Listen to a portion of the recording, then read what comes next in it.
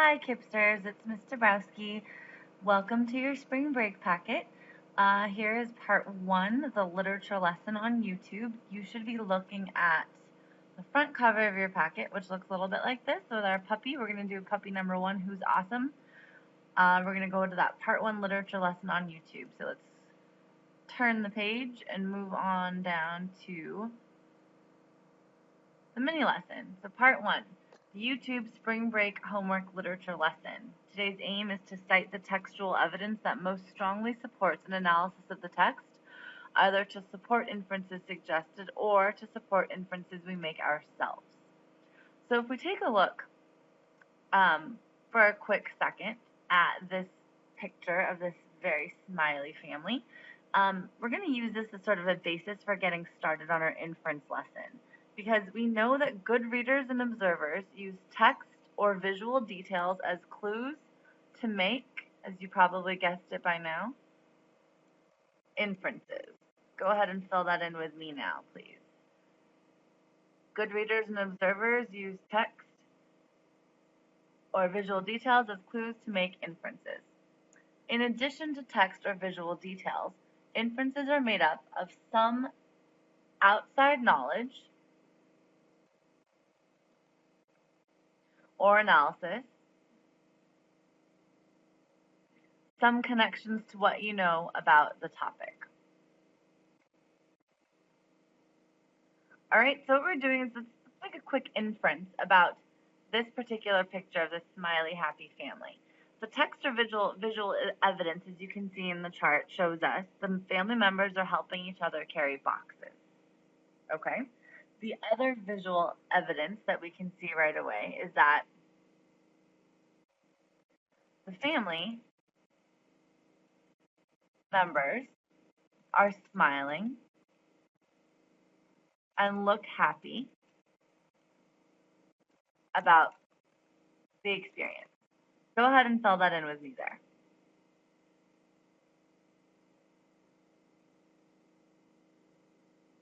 All right, so when we make an inference, we use our visual details, which is the picture, or our text details, and we combine that with our outside knowledge. We have our two visual details about them carrying boxes and looking happy, and we know that moving, one, requires a lot of work, and two, that people are often excited when they move somewhere new. But when you combine these two things together, we can make an inference. The entire family is happy to be moving into their new home. This is a moment of excitement for them. So this is an inference on a very, very, very basic level. Let's go ahead and move down. Making an inference is like solving a mystery. You not only need to find all the clues, but you also need to piece them together in a way that makes sense.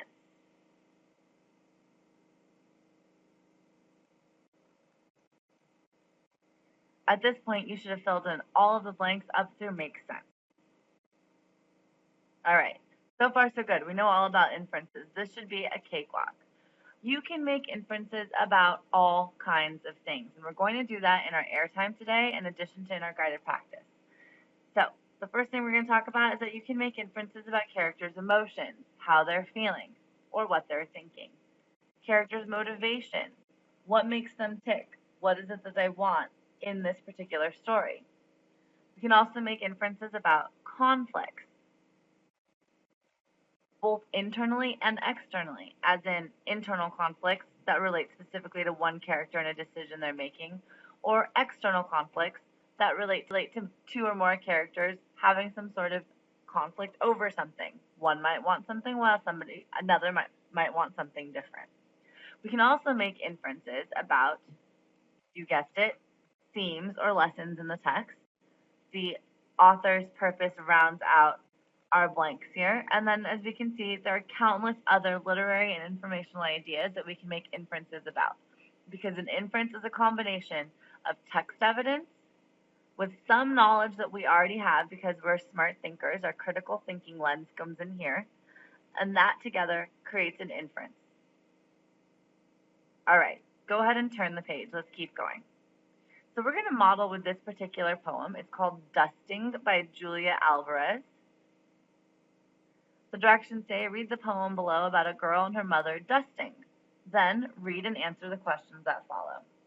All right, make sure your pens and pencils are ready. We're going to do some work here. Here we go. Dusting by Julia Alvarez.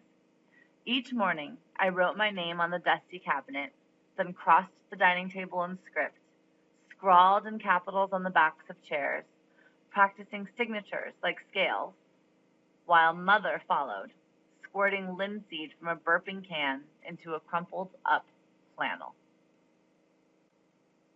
All right, I'm going to read it one more time. Each morning, I wrote my name on the dusty cabinet, then crossed the dining table in script, scrawled in capitals on the backs of chairs, practicing signatures like scales, while Mother followed, squirting linseed from a burping can into a crumpled up flannel. I'm going to take a couple quick little notes here because there's something really interesting going on. She's talking about dusting, clearly, as the title tells us, but she's also talking about writing. So she's writing. She writes her name. She writes in script. She writes on furniture. I'm also noticing that Mother erases it. She is writing her name in the dust. Okay, let's take a look at the next question. What inference can you make about how the speaker feels about the everyday task of dusting? We're going to use the chart below to answer this. Again, we have text evidence, we have outside knowledge and analysis, and then that together combined will make us an inference. So our first piece of text evidence is we know that the speaker writes her name in the dust on the furniture. We know that from the little notes that we took and from reading the poem twice. We also know that specifically the speaker writes her name on, where does it say here? On the backs of chairs, it says. The speaker writes her name on chairs. Make sure you're adding that to the lines there. And I'm going to go ahead and make sure I underline it up here as well. Okay? I also know that this is something that she does every single morning. Each morning, she writes her name. All right? I'm going to write that in here as well. She writes her name in the dust on the furniture. The speaker writes her name on chairs. The speaker does this every day with her mother. All right. So I have some very specific text evidence, pretty obvious stuff. Let's look at our outside knowledge and analysis. This is what we already know. We know that people usually use rags or feather dusters when dusting. And we know that when people do something every day, they either enjoy it or are extremely bored by it. So if I want to combine those two things together, we know that she does this every day. We know that she writes her name on chairs. We know she writes her name on the dust on furniture. We also know that her mother erases it. I'm going to add that in. What is an inference we can make about how she feels? Well, I can tell that the speaker uses this time to dust in a creative way. She finds a way to make it more interesting. I also want to make another inference here. I can tell that the speaker is very intrigued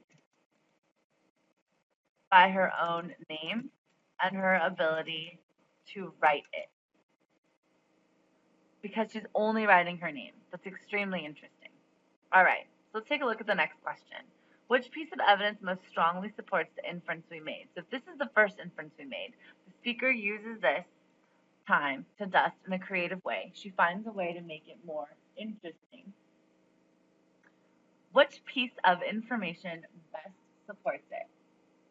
Well, she finds a way to make it more interesting, not because she does it every day, not because her mother erases it, but because she writes her name in dust. Okay, so that's our best piece of evidence. When we are asked what's the best piece of evidence, we want to make sure we are finding something that most clearly supports all parts of the inference. And here we're talking about what she does to make it more interesting. I'm going to underline that to remind us. And I'm going to go ahead and copy the evidence that is most important for that. The speaker writes her name, excuse me, in the dust on the furniture. All right. So if I were to answer this in a testing question, in a testing situation, I would have a good, solid inference, and I'd have a good, solid piece of evidence that supports it. Let's move on. All right, we're going to continue reading the poem about dusting. We're going to follow the instructions and respond to the questions in the sidebar to dig deeper and make better inferences about the poem. All right, let's do it. She erased my fingerprints from the bookshelf and the rocker, polished mirrors on the desk, scribbled with my alphabet. My name was swallowed in the towel with which she jeweled the tabletops. The grain surfaced in the oak and the pine grew luminous.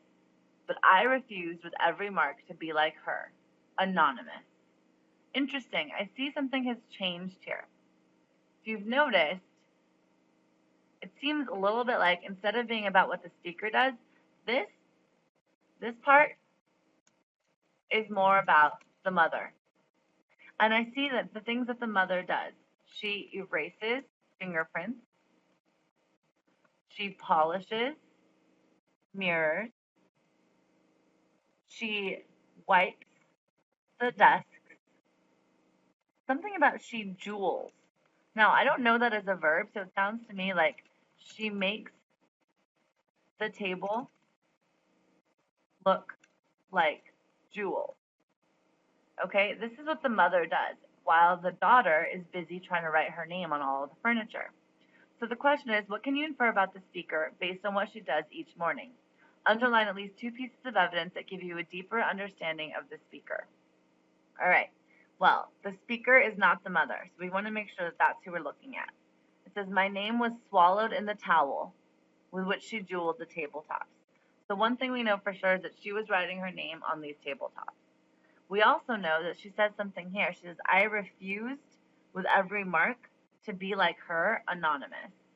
So if I'm thinking about my inference section where I have evidence and my outside knowledge, I know that while she's dusting, she's writing her name on things, and I know that she's leaving her mark. She does not want to be anonymous. She wants to be known. So what can I infer about the speaker based on what she does each morning? Well, I can infer that the speaker wants to be known.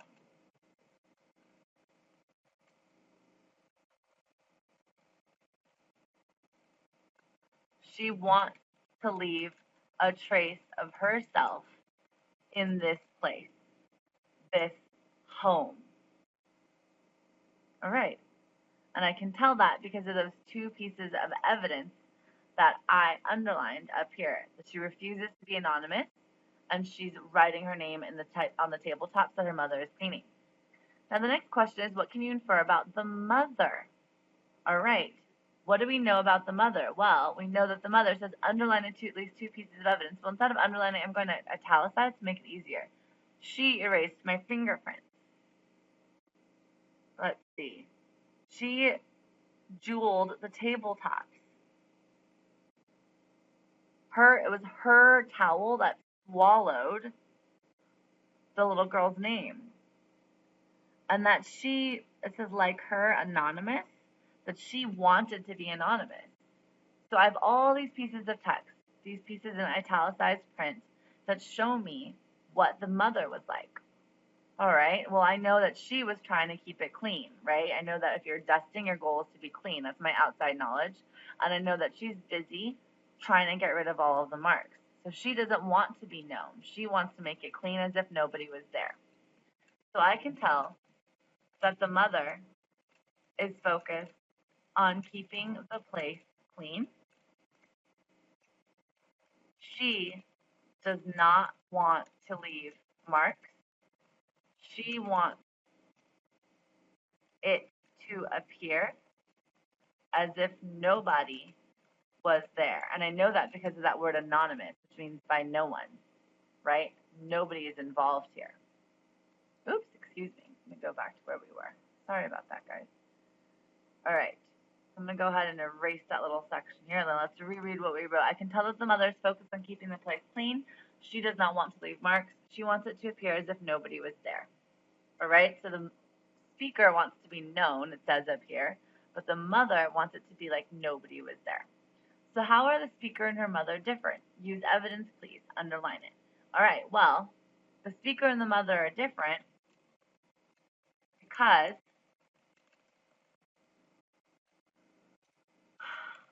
the speaker